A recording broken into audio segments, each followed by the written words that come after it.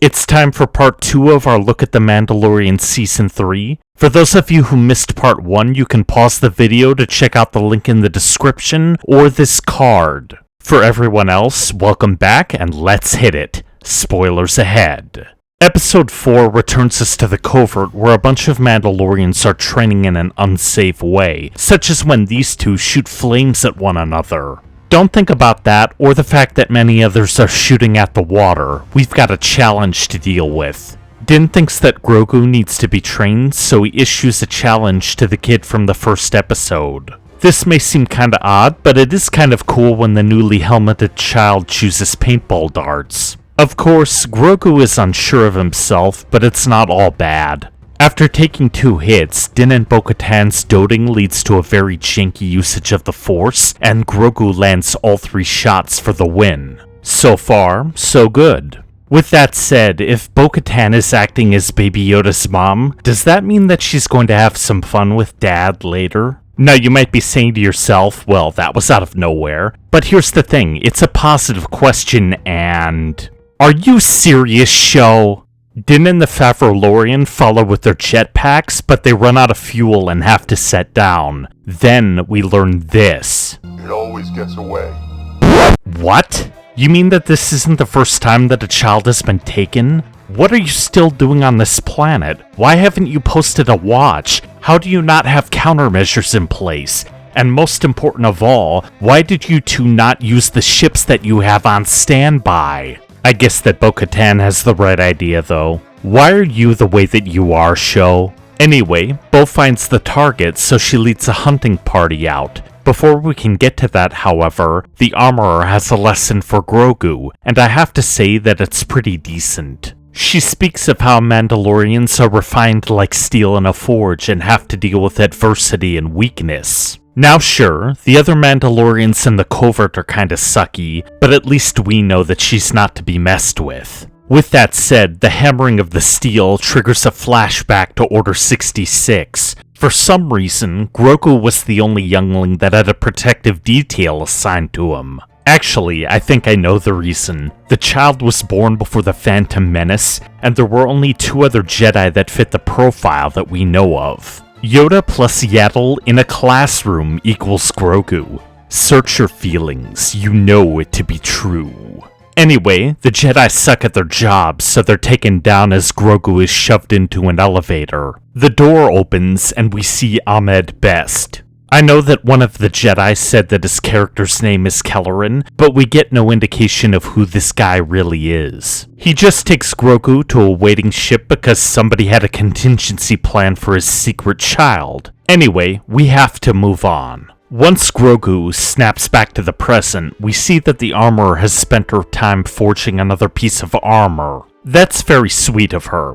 Sure, the helmet rule is really stupid, but we'll get to that later. The hunting party lands and makes its way toward the nest. Time is of the essence, so they jetpack up, find the child before he dies, and head home. Oh, I'm sorry. That's what a plot with a ticking clock would do. We need to stretch this episode out, so they make camp in an outcropping that is out of the line of sight. But wait, they need to enforce the helmet rule in the very next scene. Therefore, everyone but Bo-Katan goes back into the line of sight to eat on their own. Also, how do they know when everyone is done? Anyway, don't think about it, there's a conversation in the morning. It will kill the Foundling if attacked.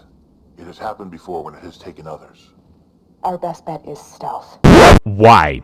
Even if we put aside their long wait, this sounds like something they would say when dealing with kidnappers, not a wild animal that is back at her nest with prey. Did you forget to rewrite this script? So, the Mandalorians climb up the cliffside and Mando sees some thermal signatures. All of the sudden, we learn that Ragnar, that's the kid, is the son of the Foundling. He rushes toward the heat, only to discover 3 baby dragon birds. The mother shows up, pukes out Ragnar completely intact because why not, and a fight ensues. After a little bit of jetpacking, the hunting party successfully rescues Ragnar, but the child is suffering from catastrophic acid burns and, oh never mind, he's fine. Anyway, don't think about it, Bo-Katan has to get a pauldron replaced, and she chooses one with a mythosaur signet. She asks the armorer what it means to see a mythosaur, and she gets this.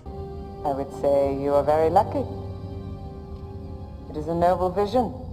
I guess that the armorer doesn't believe her? We don't get much time to think about it, though. The episode is over. That was a long one, eh? Well, not to worry. The next one is a lot shorter. Episode 5 begins with a reintroduction of the pirates from Episode 1. After a little bit of gloating, they start attacking Navarro. Karga gets a message off to one of the X-Wing pilots that we've seen before, and we cut over to a New Republic base. I'm not sure why Navarro doesn't have its own defense force, but the New Republic pilots want to intercede anyway. The only problem is that their comms are down, so one of them is going to have to go for a face-to-face on Coruscant. Our main pilot does just that, and wait, what is she doing here? Oh well, she fried someone's brain. I guess we need to give her access to classified information.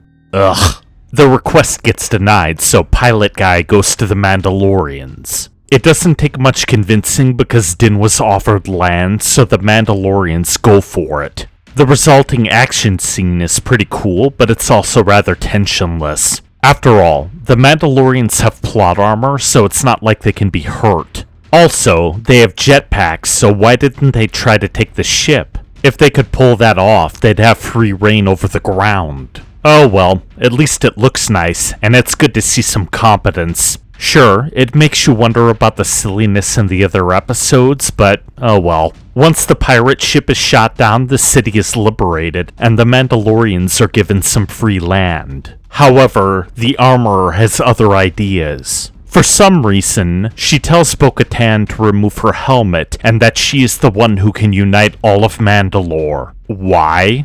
I don't know. Also, doesn't Din have the Darksaber? You would think that that would trump a vision. Anyway, don't think about it, we have to go back to Pilot Guy. He discovers Moff Gideon's prison transport in the middle of nowhere, and we learn that Mandalorians may have had a role in what happened there. Where did that come from? Oh, Anyway, don't think about it, the episode is over. 5 episodes have passed, and it feels like random housekeeping. I don't get it. Then again, it might all come together in the last 3. Thank you so much for watching. If you liked that, be sure to subscribe and check out the other videos on the channel. You can also leave a comment down below. It's always fun. If you'd like to support the channel even further, be sure to share, and you can also find links in the description. Keep on rolling, and I'll see you next time.